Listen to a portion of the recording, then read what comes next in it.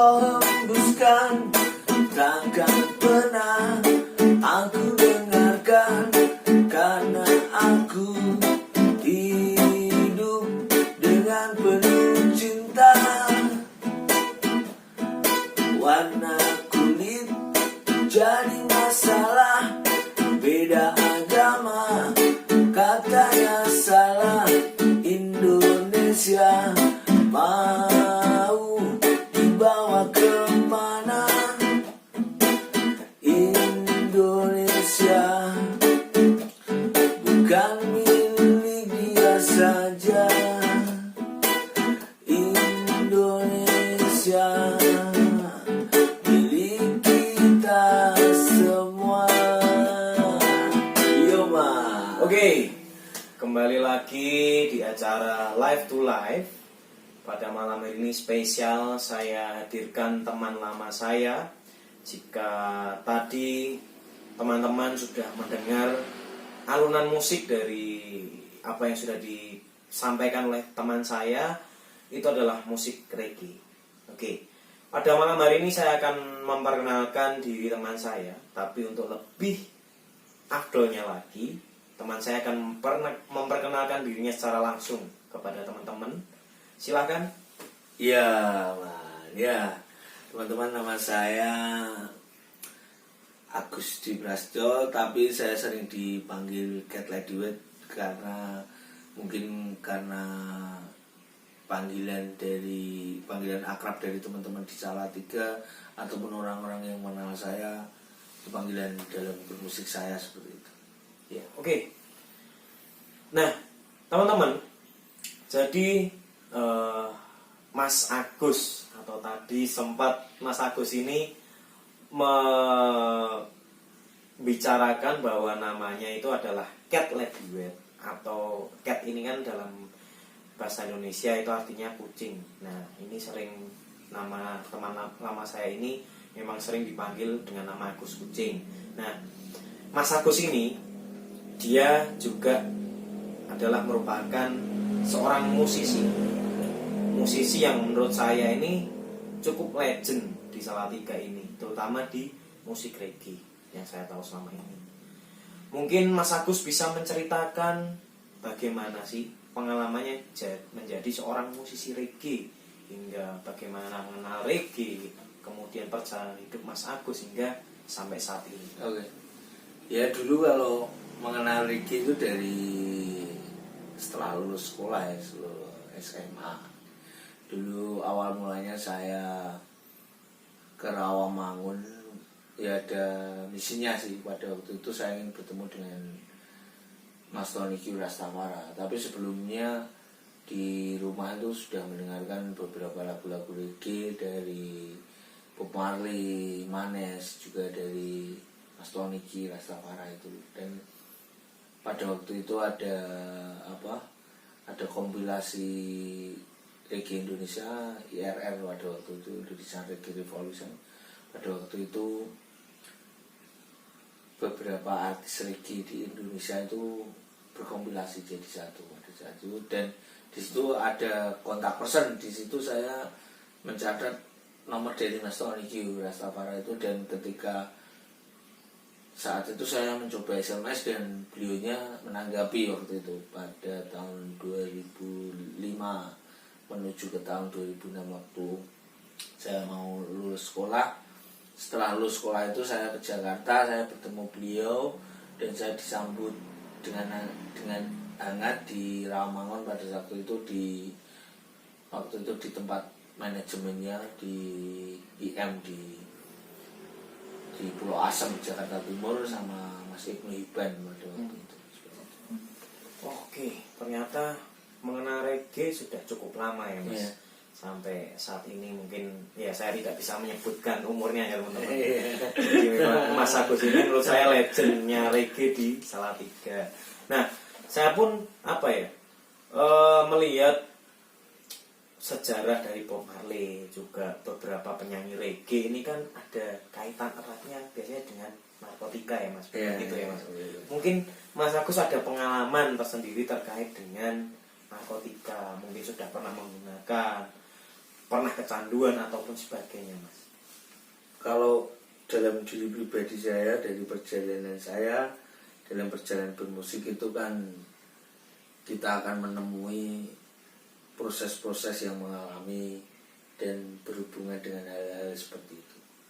Ya sempat pernah makai pada saat itu, pernah memakai jenis narkoba yang ganja itu.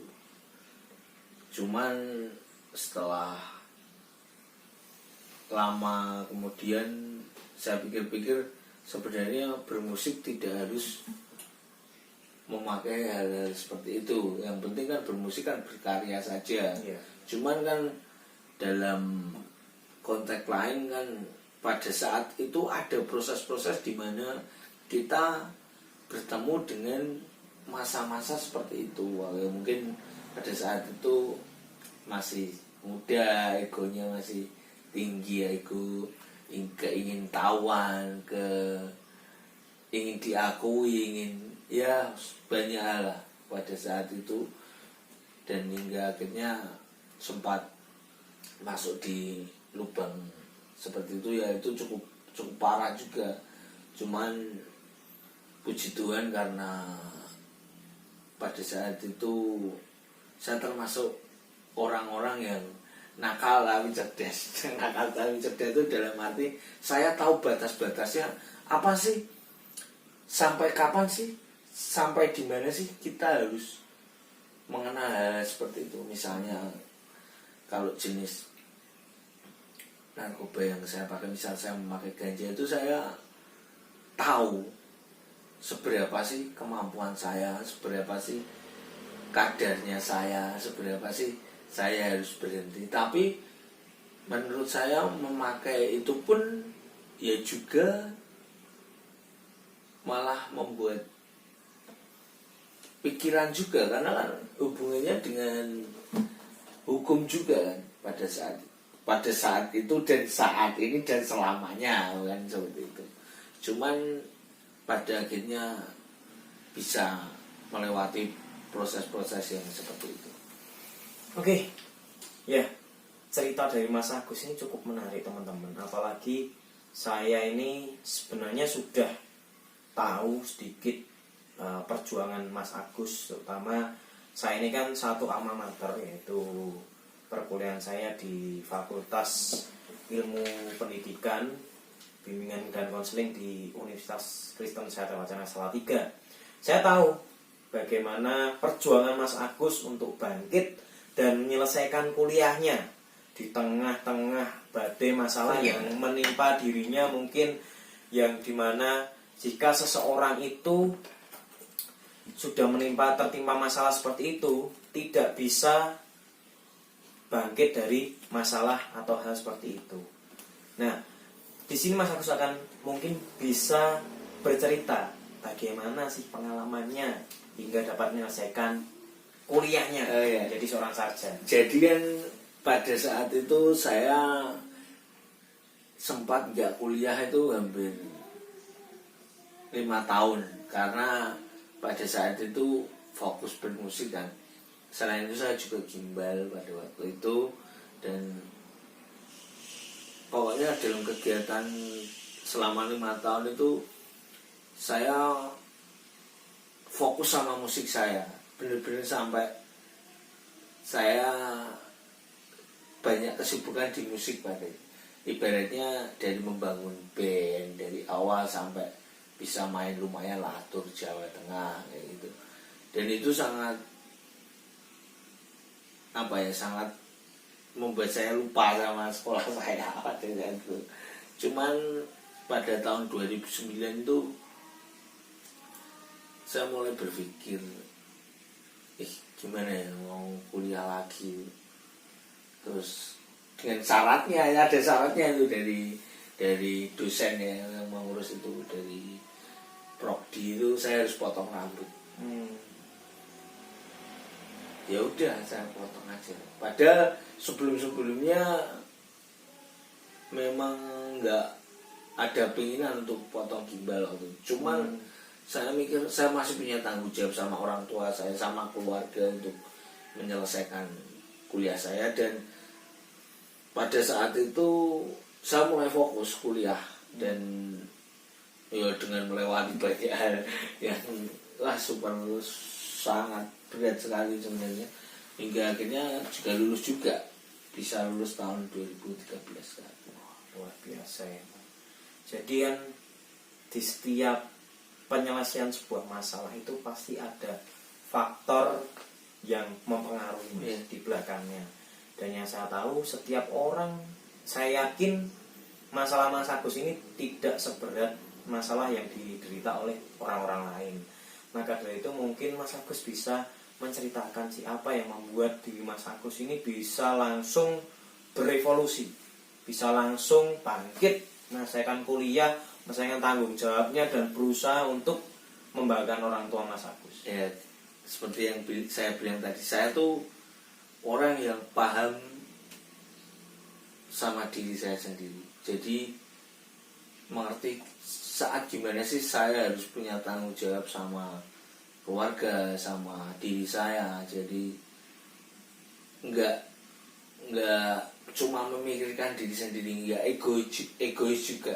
Sama aku pengen ngeband ya ngeband terus, tapi di sisi lain saya masih punya tanggung jawab di rumah, karena ya orang tua kan udah biayai pada saat itu, bayar mahal-mahal, sampai pada akhirnya sampai bapak saya meninggal, saya sempat drop juga, belum lulus, tapi dari situ ada spirit untuk lulus kuliah, yuk semangat, jadi benar berfokus, meninggalkan hal-hal lain seperti kegiatan-kegiatan ya bermusik itu sempat vakum juga ya, karena harus fokus kuliah. Jadi kuncinya cuma satu ya, cuma komitmen, konsisten, sama kerja keras, sama yang terutama mentalitas itu sebenarnya itu yang perlu kita bangun, karena mentalitas sendiri kan, kita mau apapun, mau kerja keras, mau konsisten, kalau mentalitas tidak ada nggak bakal berhasil. Selain itu ya memang ada ada spiritualitas juga. Jadi saya kan kebetulan saya orang Katolik, jadi saya memang dari dulu itu saya memang suka berziarah itu. Jadi ada yang rosario atau apa, itu memang itu kegiatan rutin yang memang benar-benar membawa sesuatu yang sangat hal yang luar biasa gitu. Jadi di luar nalar saya, kok saya bisa loh menyelesaikan tahap ini, kok saya bisa menyelesaikan saat-saat ini, saya kok masih hidup sih, saya kok masih, ya pokoknya banyak hal yang sebenarnya saya percaya bahwa dari apa yang saya percaya itu, apa yang saya bangun melindungi diri saya. Luar biasa pengalaman Mas Agus ini. Nah ini teman-teman, kenapa sih saya membuat konten ini, saya membuat acara yang singkat ini, ya semacam talk show lah seperti itu. Jadi ini bisa memberikan pengalaman ke teman-teman bagaimana sih dari seseorang yang kondisi hidupnya ini sulit untuk dia bangkit, tetapi melalui Mas Agus ini kita dapat melihat bagaimana Mas Agus bisa struggle, Mas Agus bisa semangat untuk Mas Agus bangkit dan bisa menyelesaikan kuliahnya. Nah, yang saya tahu juga Mas Agus ini juga sempat beberapa kali menjadi guru BK atau konselor sekolah ya Mas, di beberapa sekolah yang menurut saya cukup besar juga di Jawa Timur ataupun Jawa Tengah. Mungkin bisa sedikit share Mas, mungkin pengalamannya menjadi seorang konselor atau guru BK. Oh ya, jadi setelah lulus kuliah itu saya sempat mendapat pekerjaan di Malang, di SMP Santa Maria 2 Panderman namanya. Iya. Jadi di situ dia sekolah yang cukup lumayan juga ya. Jadi di situ saya mulai merasakan perubahan hidup, itu merasakannya di situ. Jadi yang biasanya gimana sih saya masuk mau jadi guru wong saya yang ibaratnya tuh kan apa ambil terus kadang apa santai terlalu santai. Cuman memang ya yang saya pelajari dari kehidupan itu dimanapun kita ditanam kita harus tumbuh di situ. Jadi saya belajar menyesuaikan diri dan puji Tuhan berhasil juga. Jadi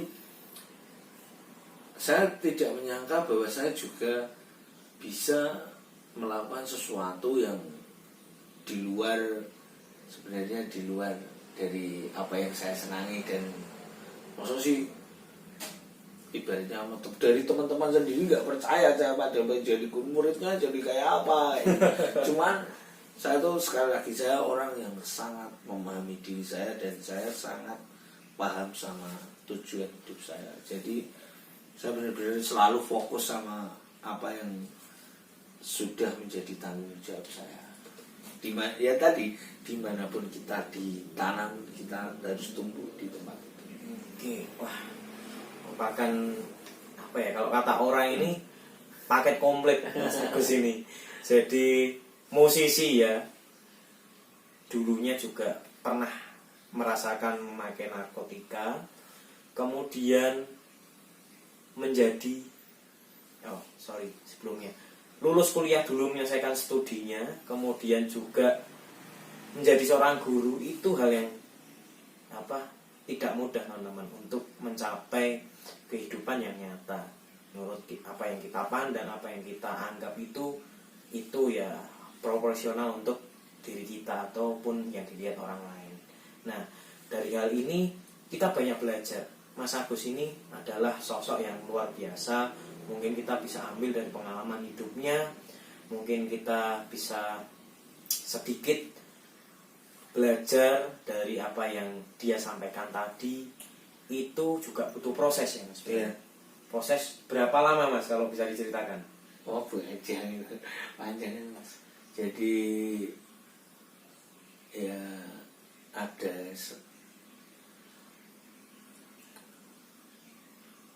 kalau titik balik itu kan dari apa yang jalani sampai hari ini tuh prosesnya hampir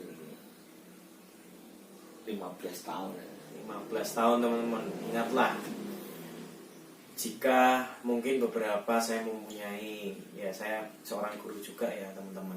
Jadi dari anak-anak yang konseling ke saya, siswa yang konseling ke saya itu mereka banyak mengeluhkan, kok sekolah ini sulit ya Pak, Mister.